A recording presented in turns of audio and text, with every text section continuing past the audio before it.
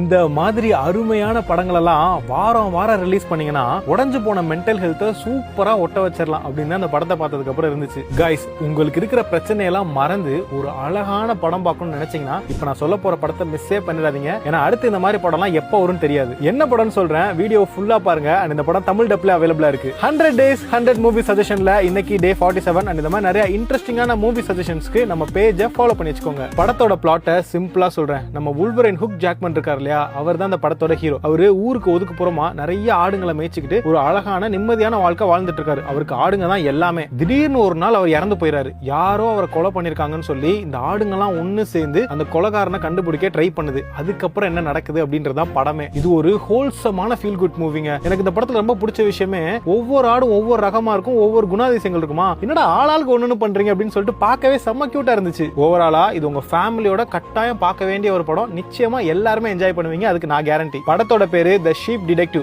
Amazon Primeல Tamil டப்ல அவைலபிளா இருக்கு. இப்போ மறக்காம நம்ம பேஜை ஃபாலோ பண்ணிட்டு அப்படியே உங்க ஃப்ரெண்ட்ஸ்க்கு இந்த ரீலை ஷேர் பண்ணி அவங்களுக்கும் இந்த மூவியை சஜஸ்ட் பண்ணுங்க.